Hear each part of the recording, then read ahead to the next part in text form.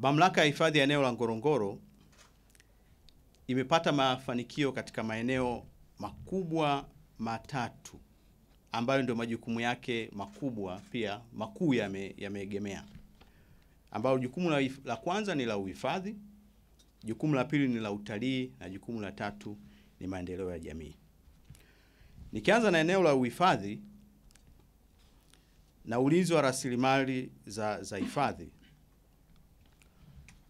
Mafanikio ya kwanza ambayo tumeyapata, kwanza ni kudumisha hadhi ambazo nimezitaja, hadhi hizi tatu za kimataifa. Mamlaka imeendelea kutunza hadhi zake za kimataifa ambazo zimepewa na UNESCO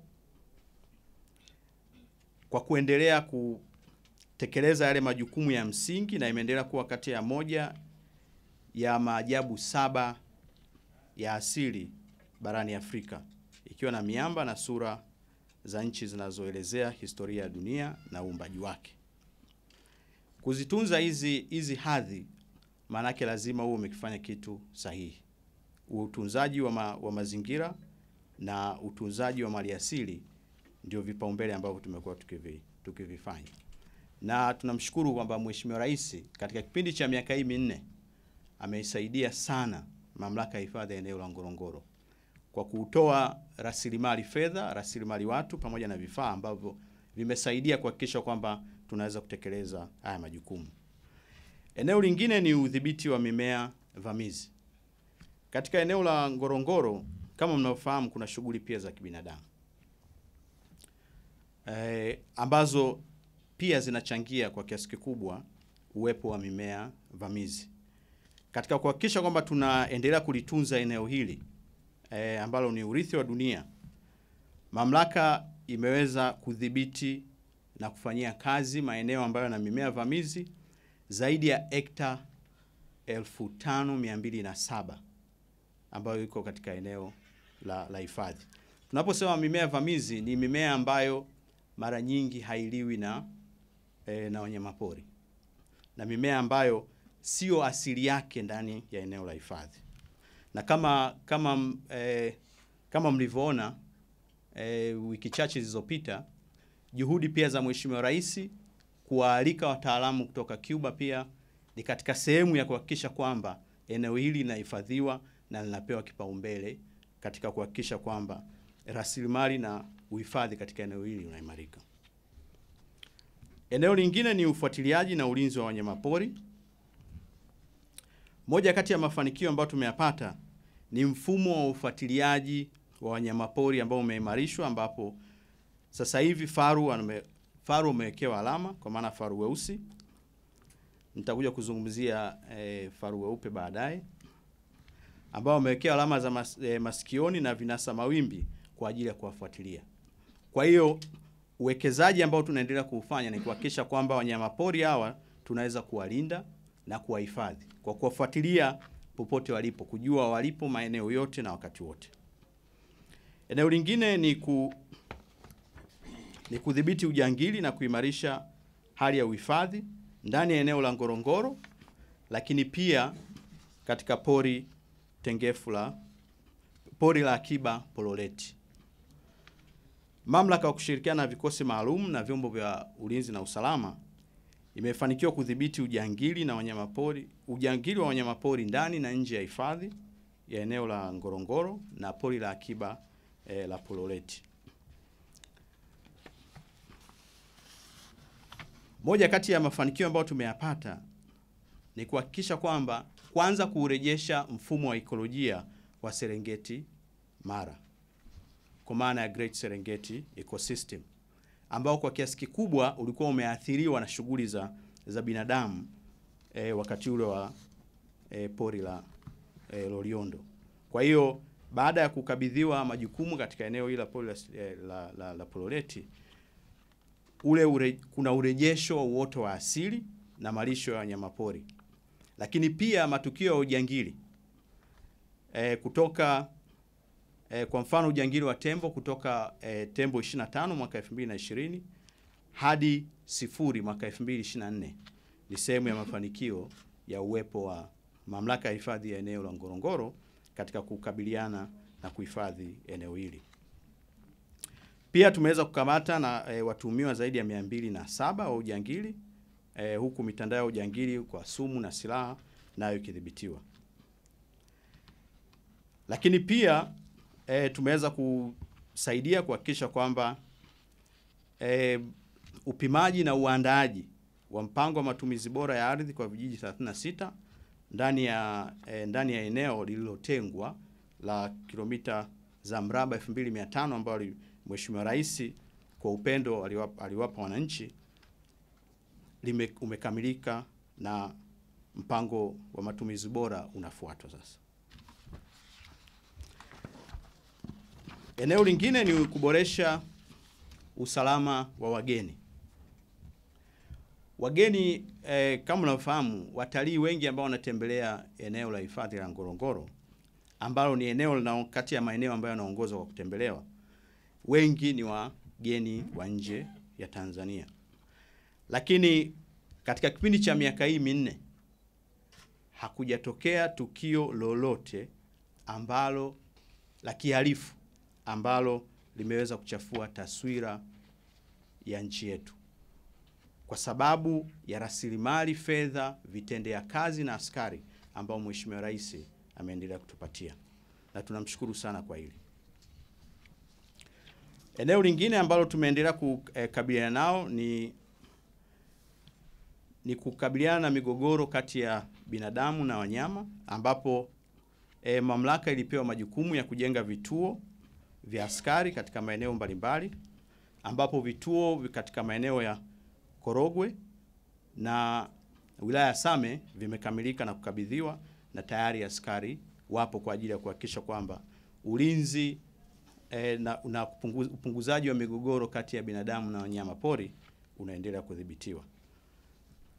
Eneo lingine ni udhibiti wa migogoro ya mipaka, ambapo mamlaka imeendelea kuweka vizingiti zaidi ya 110 katika maeneo ya mipaka ya hifadhi ili kuimarisha utambuzi wa maeneo yaliyohifadhiwa na pia kupunguza migogoro ya ardhi ambayo inaweza kutokea.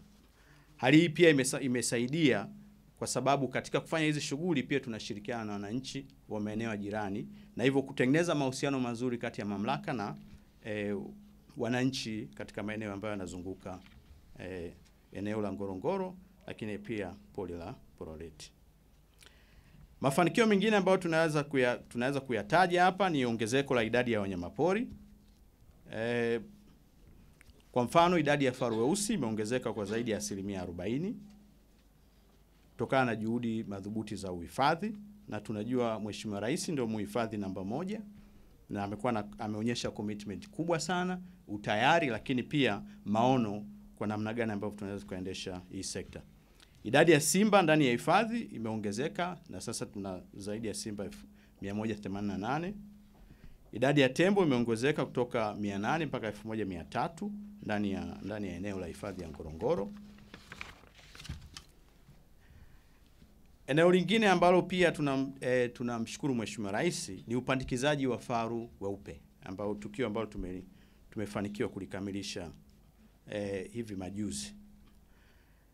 Mamlaka ilipokea faru 17 kutoka Afrika ya Kusini na kuwaweka ndani ya kreta ya Ngorongoro. Lakini mafanikio haya yanatokana na juhudi kubwa ambazo Mheshimiwa Rais amekuwa akizifanya, hasa katika eneo la diplomasia na mahusiano ya kimataifa, ambapo serikali ya Afrika ya Kusini iliridhia kutoa faru 17 ambao wako katika hatari ya kutoweka ili waweze kupandikizwa katika eneo la hifadhi ya Ngorongoro. Lakini upandikizaji huu umefanyika baada ya kukamilika kwa tafiti mbalimbali ambazo zimethibitisha kwamba faru hawa watakuwa salama na wanaweza kukua na kuzaliana kwa wingi katika eneo la Ngorongoro. Kwa hiyo tunashukuru sana kwamba utaalamu wa kisayansi ulioambatana na mahusiano mazuri ambayo Mheshimiwa Rais amekuwa akia champion kuweza kufanikisha faru wao kufika. Eneo la pili ni ongezeko la idadi ya watalii na mapato ya serikali. Kama nilivyosema awali, eneo la Ngorongoro ni kati ya maeneo ambayo yanatembelewa na wageni wengi sana hapa nchini, kutokana na mvuto uliokuwepo na mandhari ambayo inavutia wanyamapori wengi katika eneo la Ngorongoro na historia ya kipekee ya kiutamaduni na kiikolojia. Kwa mantiki hii imepelekea hifadhi hii kuwa moja ya vivutio vinavyochangia kwa asilimia kubwa ya watalii wanaokuja nchini. Takwimu zinaonyesha kwamba kuanzia Julai mwaka 2021 mpaka Februari mwaka 2025, jumla ya watalii 2,916,540 wametembelea hifadhi ya eneo la Ngorongoro na kufanya utalii ndani. Lakini pia katika kipindi hicho mapato ya shilingi bilioni 693,959,894 yamekusanywa katika mfuko mkuu wa serikali. Kwa hiyo unaweza ukaona mchango wa eneo la hifadhi ya Ngorongoro katika kuchangia mapato ya utalii na idadi ya watalii ambao wanatembelea nchini. Nikigawa kwa mwaka wa fedha 2021-22, idadi ya watalii waliotembelea hifadhi ya eneo la Ngorongoro jumla yake walikuwa 425,386, ambapo watalii wa nje walikuwa 228,810 na watalii wa ndani 196,576, ambapo mapato yaliyokusanywa ni bilioni 91.1. Hapa mtakumbuka kwamba ndio tulikuwa nchi yetu ilikuwa na dunia ilikuwa inaendelea kurejea baada ya mapito ya ugonjwa wa corona. Lakini pia jitihada ambazo alizifanya Mheshimiwa Rais katika wakati huu wa kuhakikisha kwamba utalii wetu unatangazwa kwa nguvu na kurekodi filamu ya Royal Tour, nayo ilisaidia katika kuhakikisha kwamba wingi wa watalii wanaotembelea eneo la hifadhi ya Ngorongoro na wanaotembelea nchi yetu inaongezeka. Lakini impact kubwa zaidi ilionekana mwaka 2022-2023, ambapo idadi ya watalii 752,232 walitembelea hifadhi ya Ngorongoro, ambapo watalii wa nje walikuwa 458,351, ambapo ilikuwa ongezeko zaidi ya 100%. Na watalii wa ndani waliotembelea walikuwa 293,881. Na mapato yaliyokusanywa yalifika bilioni 171.3. Mwaka wa fedha 2023-24, jumla ya watalii waliotembelea hifadhi ya Ngorongoro ni watu 908,627, ambapo watalii wa nje walikuwa 553,875 na watalii wa ndani walikuwa 357,752, na mapato yaliyokusanywa yalikuwa bilioni 219.5. Na mwaka wa fedha mwaka huu wa 2024 na 25 hadi kufikia mwezi Februari 2025, idadi ya watalii waliotembelea eneo la hifadhi ya Ngorongoro ni 830,295, ambapo watalii wa nje walifikia 509,610 na watalii wa ndani walikuwa 320,020, na mapato yaliyokusanywa ni bilioni 212. Na tunatarajia kwamba hadi kufikia mwisho wa mwaka huu wa fedha, matarajio ni kukusanya kati ya bilioni 230 mpaka bilioni 260, ambapo mpaka sasa tumekusanya kwa asilimia, tukiangalia kwa mfano kwa bilioni 230 tumeshafika asilimia 92, ambao tunatarajia kwamba kwa idadi na kwa mapato yatazidi ya mwaka wa fedha uliopita. Kwa hiyo ndugu zangu, haya matokeo ambayo tunayaona ni jitihada, ni nguvu na maono ya Mheshimiwa Rais ambayo kupitia filamu ya Royal Tour na Amazing Tanzania zimechangia sana katika kuitangaza nchi na kuongeza idadi ya wageni wanaotembelea vituo vyetu. Na kwa sisi ambao pia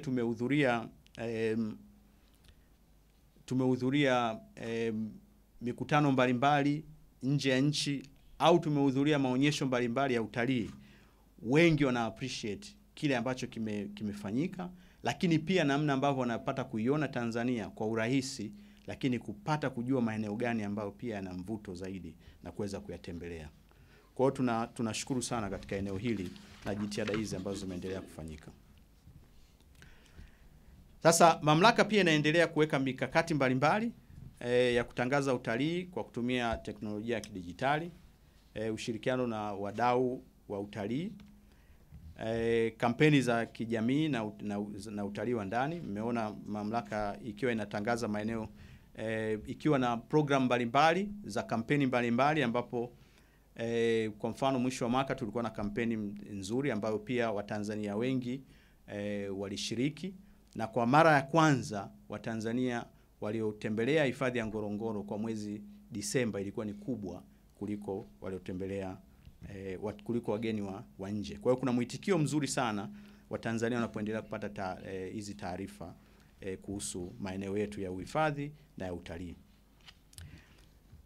Pia niwashukuru pia nyinyi wanahabari ambao mmekuwa mkifanya kazi kubwa kupitia blogu na wanahabari wa utalii ambao mmeendelea kutangaza utalii wetu, kusaidia utayarishaji wa vipindi mbalimbali na vya runinga kuhusu Ngorongoro, na pia kwa wapiga picha ambao wamefika katika eneo letu la Ngorongoro ambao wameshiriki katika kuitangaza Ngorongoro. Kwa hiyo kwa ujumla wetu tumeweza tunaendelea kuitangaza mamlaka ya hifadhi ya Ngorongoro.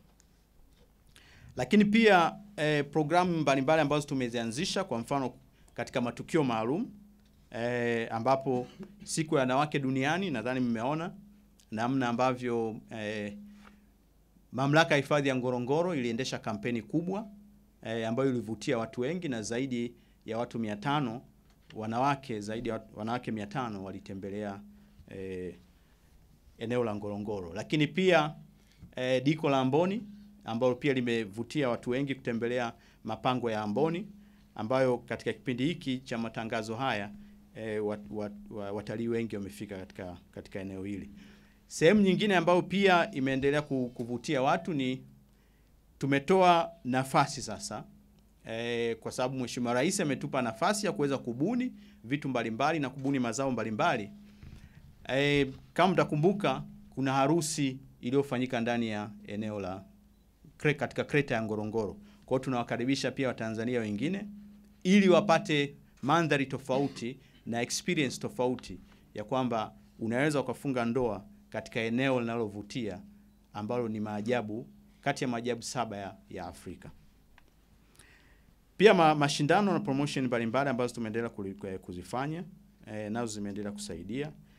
Lakini eneo lingine, jambo jingine ambalo pia tunaendelea kulifanya na kuhakikisha kwamba tunatengeneza mikakati mizuri ya utalii, tayari tuna basi ambalo Watanzania wanaweza kulikodi kwa bei nafuu. Lakini kwa mwaka wa fedha 2025-26 tumeweka pia mpango wa kununua basi lingine ambalo linaweza kubeba watu 40 ambao watakuwa wanaweza kuja kulikodisha kwa gharama nafuu na kuingia katika kreta ya Ngorongoro na kutalii ndani ya eneo letu la Ngorongoro. Kuboresha huduma za utalii, mamlaka ya hifadhi ya Ngorongoro imeendelea kuboresha miundombinu ikiwa pamoja na kuboresha barabara ndani ya hifadhi, kuimarisha viwanja vya ndege vya ndani ya hifadhi, kuboresha kambi za wageni, kuimarisha mifumo ya malipo, kuboresha maeneo na vifaa vinavyotumiwa na wageni. Kwa hiyo hizi zote nazo zimekuwa ni chachu ya kuhakikisha kwamba wageni wanaendelea kufurahia wanapotembelea eneo la Ngorongoro. Eneo lingine ni utekelezaji wa miradi ya miundombinu ya barabara na maji. Kwa sababu ili mtalii aweze kufika katika eneo la Ngorongoro au katika eneo lolote la utalii, lazima eneo hilo lifikike kwa urahisi, lakini pia miundombinu yake lazima iwe rafiki, kwa mfano maji na vifaa vingine ambavyo vinatumiwa na watalii. Na tunashukuru kwamba katika miradi ambayo tumekuwa tukiifanya yote kabisa tumekuwa tukipata fedha kwa ukamilifu, kuonyesha commitment ya Mheshimiwa Rais katika kuendeleza utalii na uhifadhi katika maeneo yetu ya utalii na uhifadhi. Kwa mfano, katika kipindi cha miaka minne kuanzia Januari 2021 hadi Februari 2025, kuna miradi mbalimbali ambayo imetekelezwa katika eneo la hifadhi ya Ngorongoro. Miradi ya barabara yenye urefu wa zaidi ya kilomita 173 zimetengenezwa kwa kiwango cha changarawe na kilomita 4.2 kwa kiwango cha tabaka gumu. Lakini pia mamlaka imenunua malori 14 na mitambo ya ujenzi wa barabara ili kuimarisha matengenezo na ujenzi wa hizo barabara. Kwa hiyo jumla bilioni 14.9 zimetumika katika kuhakikisha miundombinu ya barabara na maji inaendelea kuimarika. Na hizi fedha kwa kweli, pamoja na commitment nyingi ambazo serikali inazo, pamoja na vipaumbele mbalimbali ambavyo serikali inavyo, lakini ni fedha ambazo zimefika kwa wakati na fedha ambazo zimetumika vizuri kuhakikisha kwamba maeneo ya hifadhi na utalii yanaboreshwa. Kwa mfano, ujenzi wa barabara mpya ya kilomita 20 kutoka Endulen hadi Ndutu kwa kiwango cha changarawe ambayo imekamilika kwa 100% na imegharimu zaidi ya bilioni 1.6. Matengenezo ya barabara ya kilomita 38 kutoka Ailalai hadi Nairobi kwa kiwango cha changarawe na imegharimu zaidi ya bilioni 2.46. Matengenezo ya barabara ya kilomita 25 kutoka makumbusho ya Olduvai hadi mwamba wa Nasera kwa kiwango cha changarawe imejengwa kwa milioni 725. Matengenezo ya barabara ya kilomita 40 kutoka Viewpoint hadi Ailalai nayo imetengenezwa kwa kiwango cha changarawe na imegharimu zaidi ya bilioni 1.7. Matengenezo ya barabara kilomita 50 kutoka Golini hadi Seneto nayo imekamilika ambayo imegharimu zaidi ya bilioni 1.6. Ujenzi wa barabara ya kushukia bonde la Kreta ambayo imejengwa kwa tabaka gumu ya kilomita 4.2 nayo imekamilika kwa 100% kwa thamani ya bilioni 1.4. Manunuzi ya mitambo na magari makubwa 14 ya matengenezo ya barabara nayo imefanikiwa na yamekamilika na ambayo imegharimu zaidi ya bilioni 4.9. Eneo lingine ni miradi ya maji, kuhakikisha kwamba eneo la hifadhi ya Ngorongoro linaendelea kuwa na huduma za upatikanaji wa maji ili kuendelea kuwavutia watalii, lakini pia kutengeneza mazingira na experience nzuri kwa watalii ambao wanakuja kutembelea eneo la Ngorongoro. Kwa mfano, mradi wa mtambo wa kutibu maji wa Mama Hau ambao umegharimu milioni 890.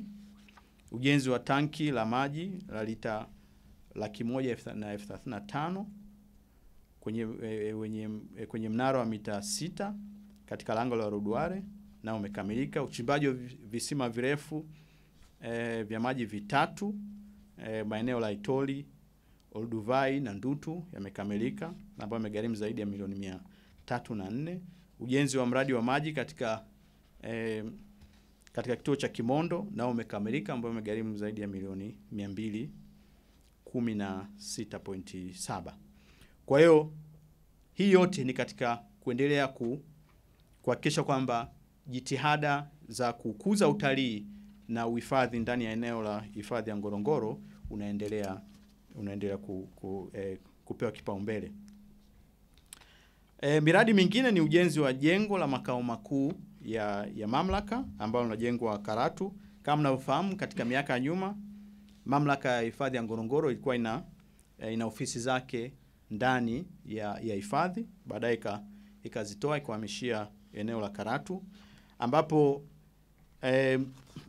serikali ya awamu ya 6 ili weka kipaumbele kuhakikisha kwamba mradi huu wa ujenzi wa jengo jipya la makao makuu unakamilika, ambao mradi huu una gharama ya bilioni 10.5 na natarajia mwezi Oktoba mwaka huu uweze kukamilika na jengo kuanza kutumika. Na ujenzi huu wote umefanyika kutumia fedha za ndani na kuhakikisha kwamba mazingira ya kazi ya watumishi wa mamlaka ya hifadhi ya eneo la Ngorongoro nao yanaimarishwa. Eneo lingine ni maendeleo ya jamii na zoezi la kuhama kwa hiari ndani ya hifadhi ya Ngorongoro. Sitagusia sana swala kuhama kwa hiari kwa sababu tayari Mheshimiwa Rais ameunda timu ambayo inaendelea kufanya kazi.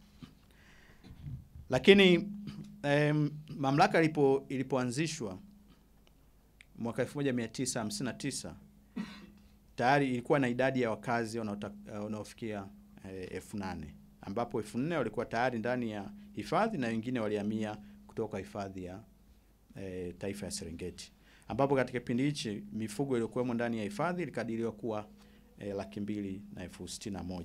Lakini takwimu za Ofisi ya Taifa ya Takwimu zinaonyesha kwamba idadi ya wakazi wa tarafa ya Ngorongoro imeongezeka kutoka 8,000 mwaka 1959 hadi kufikia zaidi ya 100,000 mwaka 2022.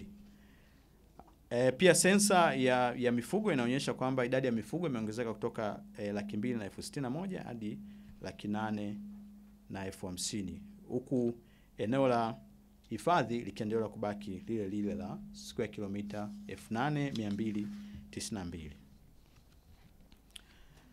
Sasa sababu za kuhama kwa hiari zilikuwa ni katika kuhakikisha kwamba kuondoa changamoto ambayo ilikuwepo kati ya uhifadhi na ustawi wa wakazi wa Ngorongoro, kwa sababu sheria za uhifadhi zinakataza wakazi kufanya shughuli mbalimbali za kiuchumi kama kilimo, ujenzi wa nyumba za kudumu, uwekaji wa umeme majumbani, umiliki wa vyombo vya moto na kadhalika. Kwa hiyo hali hii pia imekuwa ikichangia ugumu wa maisha kwa wakazi wa eneo hilo. Kwa hiyo dhamira ya kuanzisha zoezi hili ni kuhakikisha kwamba maisha ya wakazi wa Ngorongoro nayo yanaimarishwa. Na mojawapo katika kuhakikisha swala hili linafanikiwa ni serikali kuanzisha eneo ambalo wakazi wa eneo la Ngorongoro watahamia, ambao eneo la Msomera ambalo lina makazi bora, ambapo wananchi wanapewa nyumba katika kiwanja cha ekari 2.5 ambazo zimepimwa. Kwa hiyo wakihamia pale pia wanapewa na hati. Huduma za jamii kwa maana ya shule, hospitali, barabara, umeme na mawasiliano, mazingira ya mifugo kwa maana ya malisho, majosho, mabwawa na huduma za mifugo. Lakini huduma nyingine muhimu kama kituo cha posta na maeneo ya biashara, lakini pia miundombinu ya mawasiliano. Kwa hiyo hadi tangu zoezi limeanza hadi Disemba Juni mwaka 2022 hadi Disemba mwaka 2024, kaya 1678 zenye jumla ya watu 10,000 na 73 na mifugo 40,000 tayari zimeshahama kutoka Ngorongoro kwenda Msomera. Nyumba 3,300 zimejengwa kwa ajili ya makazi ya wakazi wanaohamia Msomera, ambapo nyumba 1,495 zimekwisha kaliwa na wananchi waliohamia, na nyumba 1,508 ziko tayari kwa ajili ya wananchi wengine wakisubiri kukamilika kwa miundombinu ya kijamii ambayo hadi kufikia mwezi huu itakuwa imekamilika. Maeneo mengine ni maboresho ya miundombinu ya urithi wa utamaduni wa Malikale. Katika kupanua wigo wa bidhaa za utalii, mamlaka ya hifadhi ya Ngorongoro imeendelea kujenga na kuboresha vivutio vya Malikale na urithi wa utamaduni. Maboresho haya yamelenga kuhifadhi na kuendeleza historia za tamaduni na mandhari ya asili, huku yakichangia kukuza utalii na utamaduni wa kihistoria nchini Tanzania. Na ili katika kuboresha baadhi ya hiyo miundombinu, mojawapo ni ujenzi wa makumbusho ya jiolojia ambayo inajengwa Karatu. Kwa mwaka huu wa fedha, mamlaka inajenga makumbusho ya kisasa ya jiolojia wilayani Karatu yenye gharama bilioni 11.7 kupitia mradi wa Geopark wa ufadhili wa serikali ya Jamhuri ya Watu wa China, ikihusisha ujenzi wa paa la kufunika nyayo za Laitoli. Sasa ufadhili huu kwa kiasi kikubwa pia tunaendelea kufurahia matunda ya kazi nzuri ambayo imeendelea kufanya na Mheshimiwa Rais. Na tunatarajia kwamba jengo hili litakamilika mwezi wa 5 na kukabidhiwa. Na Mungu akibariki, basi tunaweza tukapata pia ugeni wa Mheshimiwa Rais kama ratiba yake taruhusu. Sasa makumbusho hayo itakuwa na maudhui yanayoakisi kwanza mila na desturi za jamii zinazozunguka hifadhi ya Ngorongoro. Kwa maana ya Ngorongoro Lengai Geopark, sehemu kubwa inahusisha pia mchangamano kati ya hifadhi na watu walio ndani na nje ya hifadhi. Bonde la maudhui ambayo mengine yataakisi hapo ni bonde la Ngorongoro na umuhimu wake kiutalii na kihistoria. Utalii wa miamba na jiolojia ikihusisha milima, maziwa na mandhari nyingine za asili ambazo Tanzania itaendelea kuzihifadhi na kuzitumia ipasavyo kwa maendeleo ya utalii.